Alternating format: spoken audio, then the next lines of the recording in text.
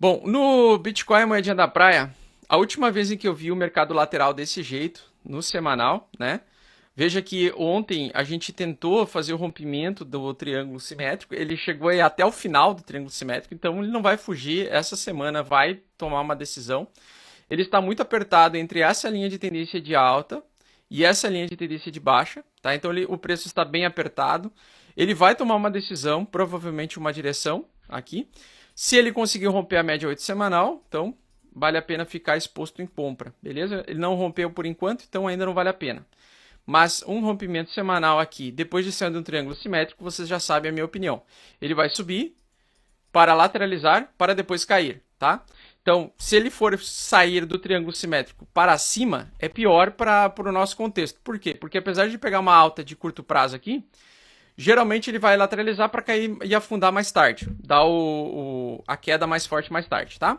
Se ele cair primeiro, melhor. Se ele descer primeiro, melhor, porque se ele sai do triângulo simétrico e desce primeiro, ele tende a retornar para cima. Então, ele traz uma janela de tempo mais oportuna para pegar um movimento de alta contrário à expectativa do mercado. Então, por exemplo, se ele começar a cair agora aqui do triângulo simétrico, muita gente vai começar a shortar o Bitcoin aqui nesse movimento aqui, achando que o Bitcoin vai derreter. O Bitcoin até ele pode derreter numa velocidade média aí, mais ou menos, mas ele pode se segurar em 16, 17 e voltar a subir rapidamente. Então, esse seria o contexto ideal. Que ele derreta primeiro, reteste esse fundo anterior, rejeite a queda desse fundo anterior, com o S&P 500 rompendo acima da média 8 semanal, seria um bom ponto de entrada, um bom movimento de price action de entrada de especulativa, tá? Então vamos ver como ele vai romper esse triângulo simétrico essa semana. Entre hoje e amanhã ele vai ter esse rompimento, tá? Se ele rejeitar aqui perder a mínima ou a máxima desse movimento aqui, você vai no curtíssimo prazo a favor do movimento, depois você tem que sair e ficar comprado provavelmente, tá? Então no início você até pode ficar vendido em caso de queda, mas logo nos dias seguintes você vai ter que ficar comprado porque provavelmente você vai pegar um pullback. O mesmo se aplica se ele fazer o movimento entre hoje e amanhã para cima. Se ele romper para cima, o ideal é que você consiga depois realizar um pouco, porque provavelmente vai vir mais queda pela frente, tá? Então no triângulo simétrico não se brinca, porque o triângulo simétrico é quando o Smart Money está em ponto de controle. Eu acredito que ele vai cair primeiro, no curto prazo. Eu acho que ele vem dar porrada para baixo primeiro. O motivo é dar porrada para baixo é porque eu acredito que nós estamos passando por um momento, um período muito semelhante de 2 meses, de 60 dias, em que a gente viu essa acumulação acontecer lá em 2018, tá? Então em 2018 a gente viu essa acumulação acontecer, que na verdade foi uma redistribuição, né? Então o que acontece, né, pessoal? Ó, ele faz o rompimento para baixo. Aqui no caso era uma ele foi apertando o preço e batendo sempre no mesmo suporte, tá? Então ele fez o movimento. Você marca aqui a metade do movimento. Você marca a metade do movimento aqui.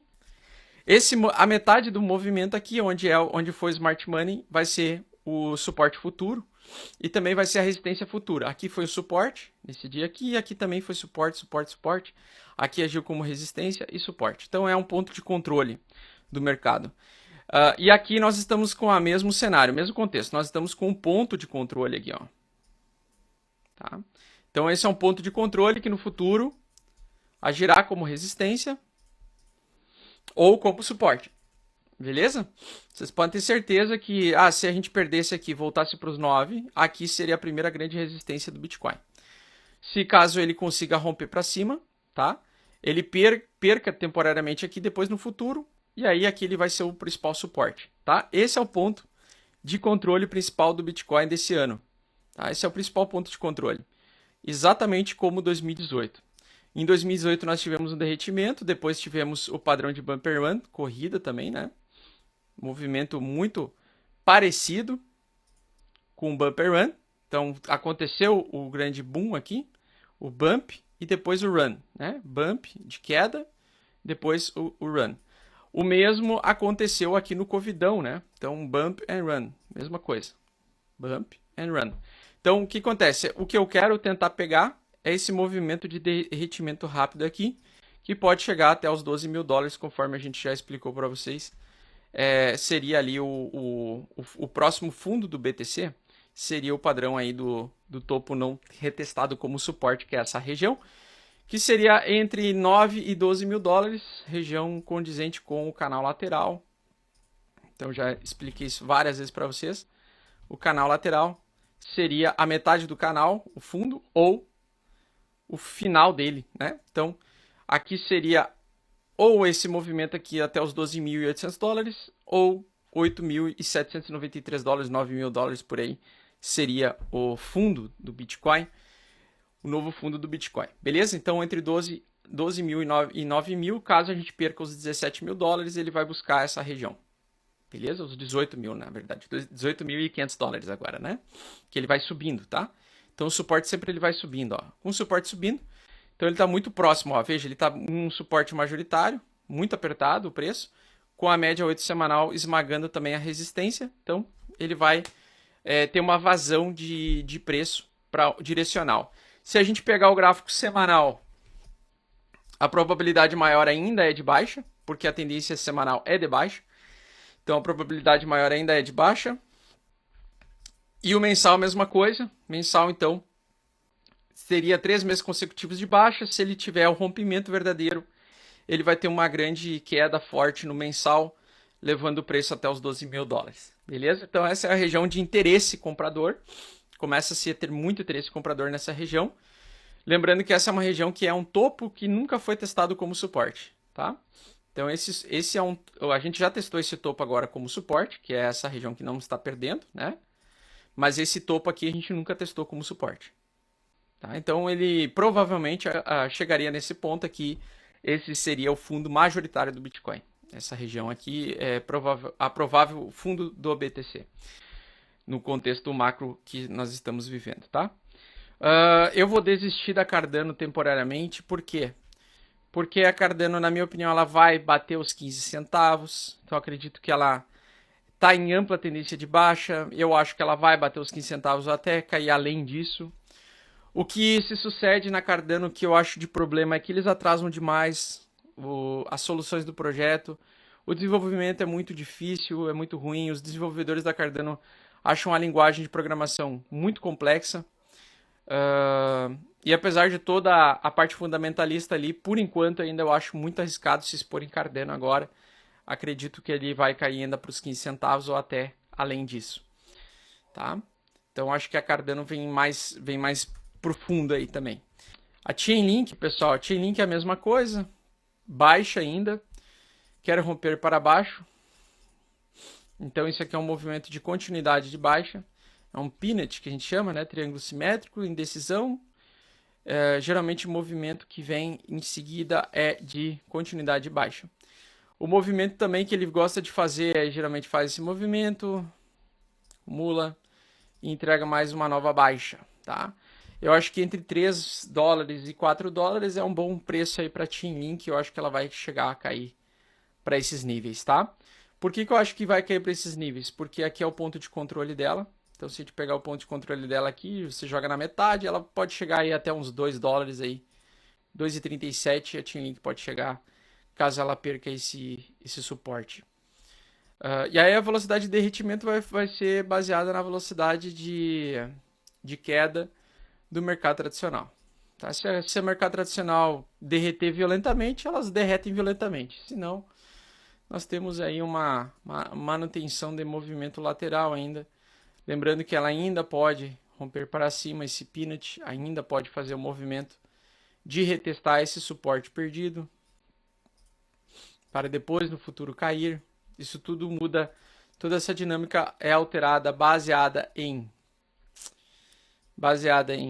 controle dos preços. Então ele pode ainda fazer esse tipo de movimento, ou pode vir direto, tá? Não sabemos, temos que aguardar. Mas, pelo que se sucede, me parece que vai vir um movimento de desalavancagem ainda, porque eu acredito que essa tomada de decisão do Tesouro Americano não vai acontecer antes do início do ano que vem. Além disso, eu queria só comentar, por final, esse é um indicador MVRV Z-Score. Esse indicador, pessoal, que é do Look into Bitcoin, ele mostra o comportamento dos mineradores que tem geralmente fazem uma pressão de venda é, é uma pressão de venda de longo prazo no Bitcoin, porque os caras que mantêm as máquinas, né, de Bitcoin, eles usam para minerar Bitcoin, pegam esses Bitcoins e acabam vendendo a mercado para poder pagar as contas, a manutenção da, da mineração. E aí nós temos o seguinte, quando nós temos no pool múltiplo o toque na região verde, o preço para o longo prazo ele já é um preço ok, já é um preço interessante, né? Mas lembrando que lá quando o Bitcoin valia $400 e ele chegou nessa zona verde, ele não impediu, né? Não, os compradores de Bitcoin a mercado não impediram que o Bitcoin caísse 50%. A mesma coisa aqui nessa região. Quando chegamos na região verde, o Bitcoin também perdeu metade do valor dos $6.000 até os $3.200. Dos 6.400 até os 3.200, perdeu 50%. Então, se eu fosse chutar, né, uma queda de 50% seria até razoável para o Bitcoin, mas poderia ser a última.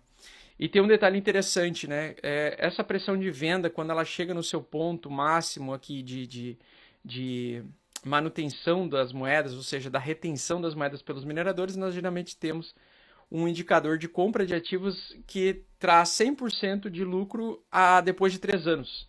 Então, desde que ele toca nessa região verde e você compra e 3 anos depois você aguarda por 3 anos, 3 anos depois, 100% das vezes que isso aconteceu, você teve muito mais lucro do que se tivesse esperado o preço fazer um movimento X ou Y, né?